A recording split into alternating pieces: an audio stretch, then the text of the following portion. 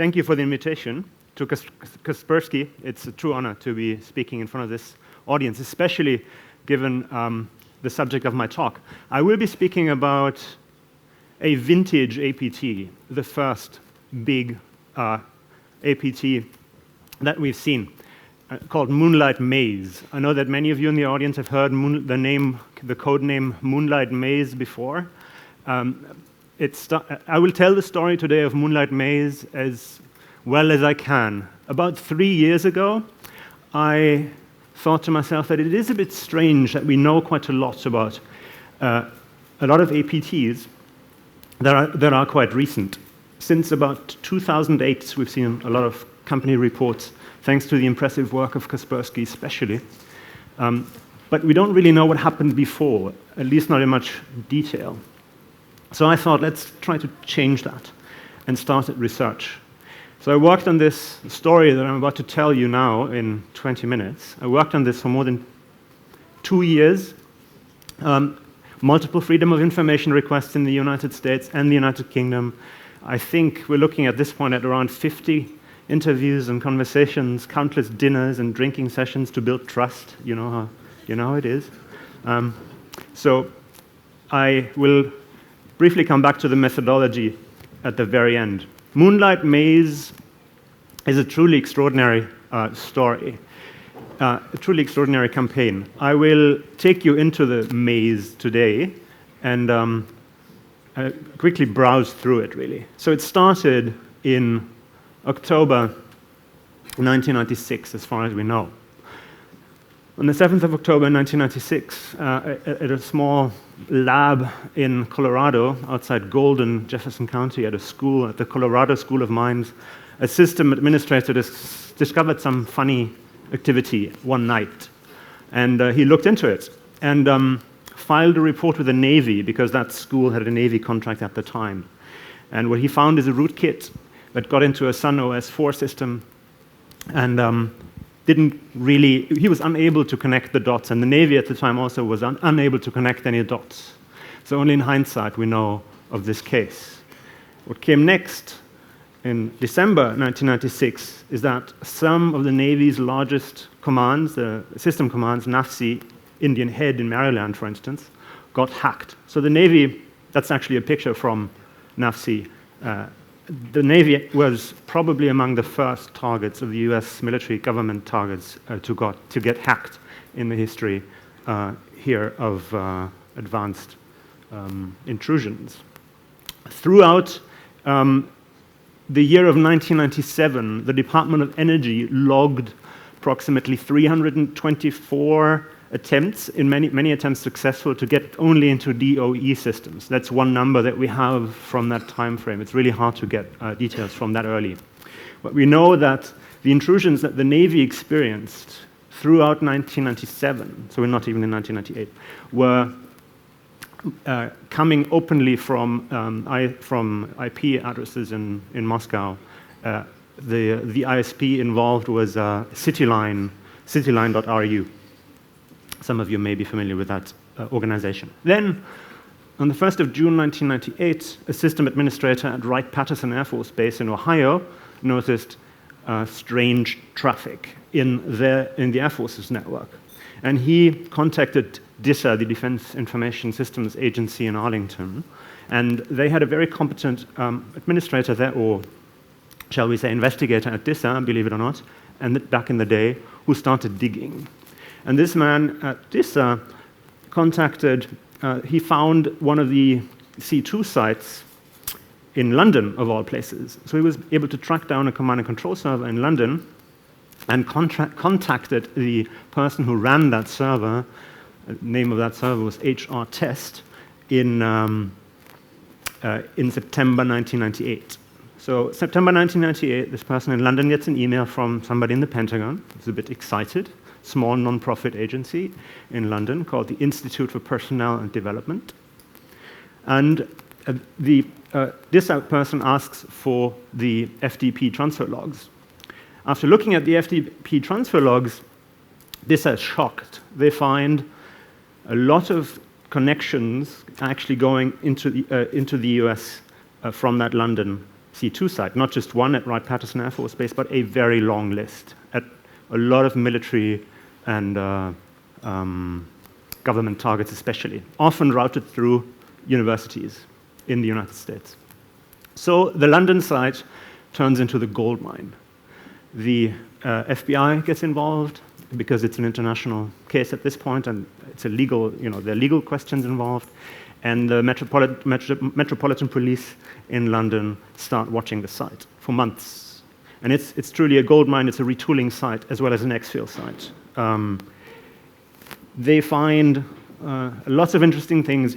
Even before that time frame, the FBI finds other indicators that are suspicious. For instance, they find in late 1998, they find a Russian word for child process in the comments of a tool that they analyze. Another indicator, the Met, the Scotland Yard, find that the exfil, the operation is ongoing over Christmas 1998. But January 7, 8, 1999, which is a weekday, importantly, suddenly everything goes quiet for 3 days. And it turns out that is Orthodox Christmas, and somebody was having a break. So the indicators, point at a specific country more and more. The C2 infrastructure is very sophisticated, especially educational institutions that fulfill two interesting criteria at the time are affected because, one, they're badly defended, and two, back in the 90s, many of them have a very close relationship to government and military sites because of supercomputing centers. So what the Americans find, the investigators, is that the intruders are using legitimate academic login credentials in order to get into military research labs. So Wright-Patterson, for instance, or the Army Research Lab, these are well-equipped military research labs. They even ran supercomputing jobs on their computers at the time. Now then, in January 1999, just for context, Clinton at the time ramps up the rhetoric about cyber terrorism and cyber war. So that is happening at the same time. Everybody's really concerned about an electronic Pearl Harbor throughout the 90s. And as a result of another military exercise, Eligible Receiver, some of you will have heard that name before, I can't go into detail on this one, a new military task force is stood up, JTF, Joint Task Force Computer Network Defense, JTF C&D, and they start basically on the 1st of January 1999, or early January 1999, and the only thing they do is looking at Moonlight Maze for an extended period of time. And also other agencies at this point are super busy. One day, after wondering for a very long time, how does the targeting work in this operation? This was a very, very labor-intensive task, finding out how the targeting worked for Moonlight Maze. One of them, an Army chap, I think, has the idea to try to connect the targeted sites, basically to connect two documents, the list of targets and the military critical technologies list, which is an export control list that the Pentagon not publishes, but it's available in the, for people who want to find it. And it turns out that the MCTL, the list, literally lists all the academic contacts with phone numbers and names and email addresses. And the MCTL almost perfectly matches the targets of Moonlight Maze. So the assumption they make going forward is that this is that this is basically the target list. The irony here is that this, the MCTL, the list is developed to help US intelligence gathering, but here it was used against the United States in a very clever way. The C2 infrastructure in the US was extremely big, wide. Many of the finest universities were targeted: Harvard, Duke University, California Institute of Technology, including this site that you see here, Jefferson County in Colorado, Jefferson County Public Library.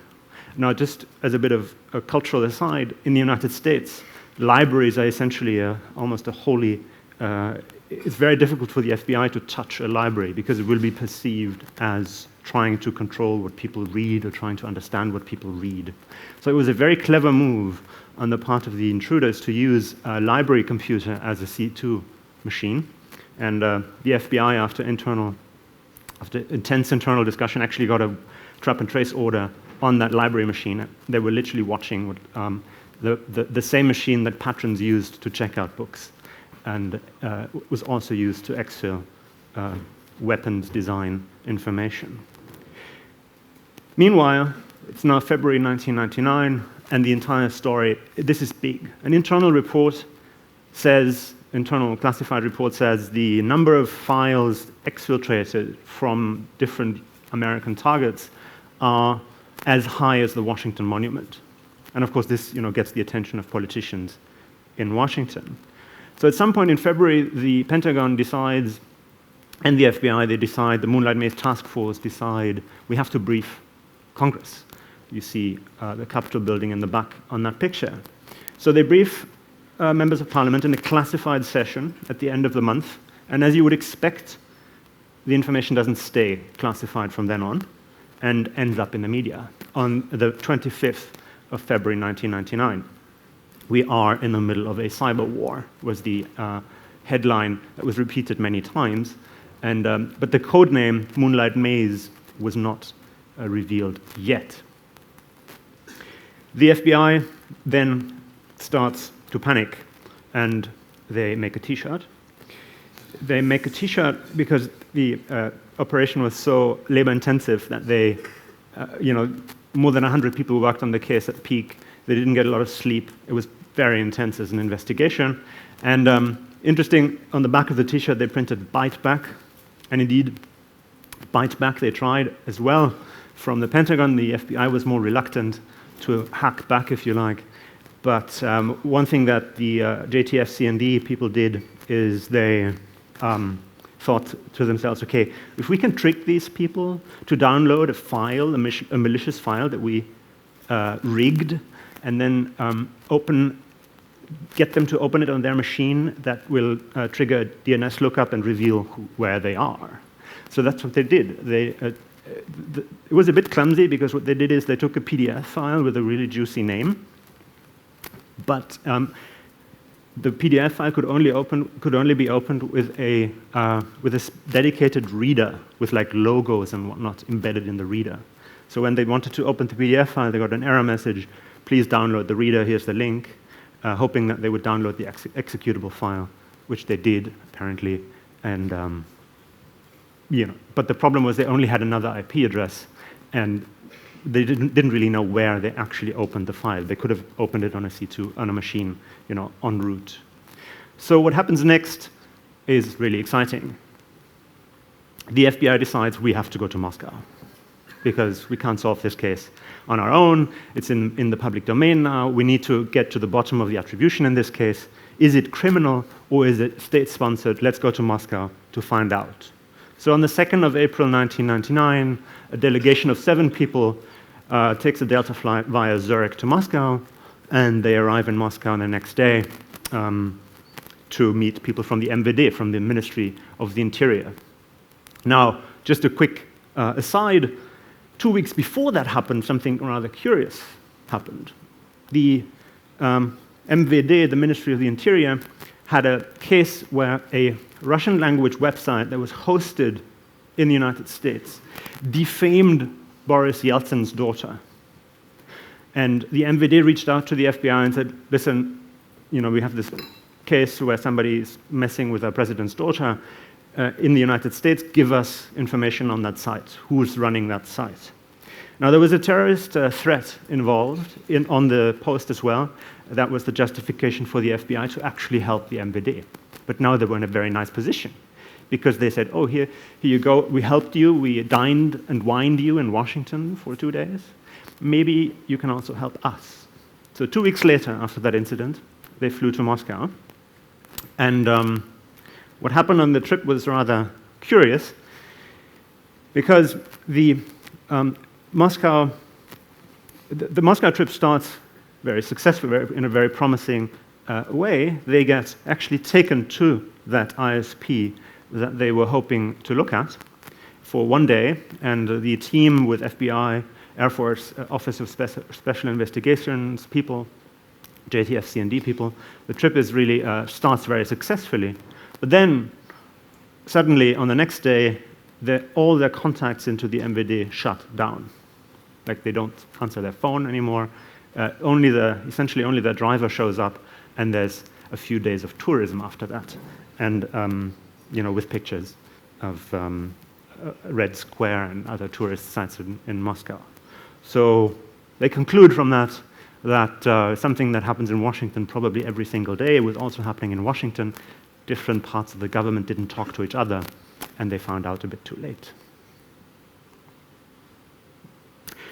This means that the operation becomes a counterintelligence mission. The FBI operation slowly gets wound down, and the focus of the investigation shifts into the intelligence community and, of course, the Department of Defense. JTF C&D, Computer Network Defense, at some point gets renamed into JTF C&O for operations, because they want to become a little more proactive as well.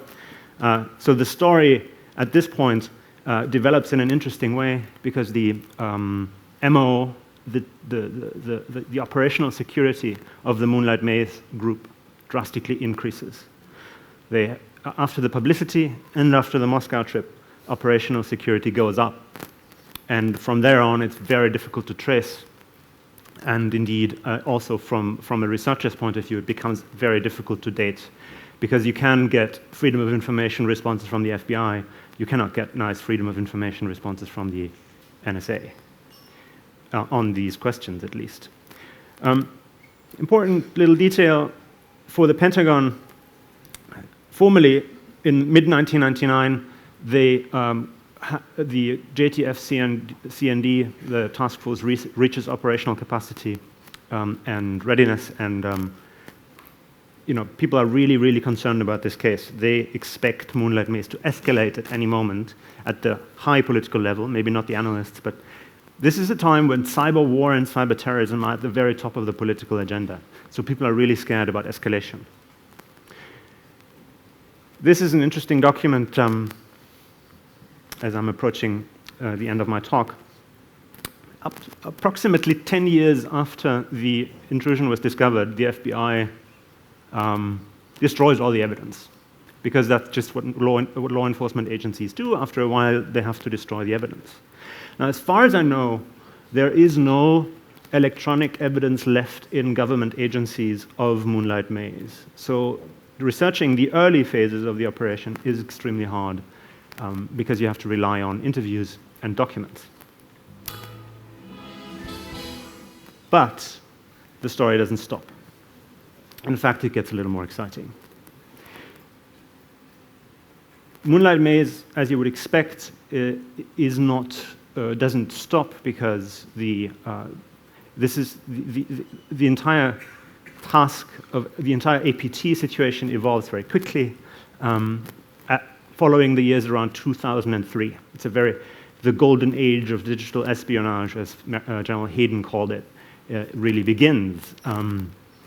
So what we see, and the sources here are quite strong, is that it seems that Moonlight Maze can be linked to what Kaspersky have called the Turla operation. There are a couple of indicators that link the two.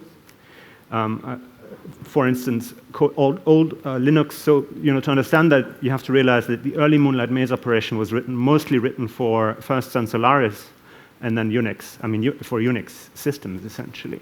So, when sometime later, when Linux again became an interesting target system, it became possible to reuse some of the old code base, apparently.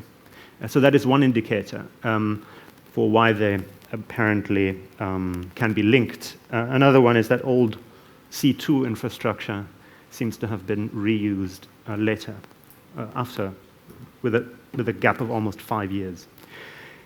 That is the assumption that people in the intelligence community made, not just in the United States, but also in allied countries, shall we say, who had an involvement, and I'm not just talking about the UK here, because several Five Eyes countries were in fact affected in the C2 infrastructure here. And of course, some of you are familiar with the story. It is truly deeply impressive.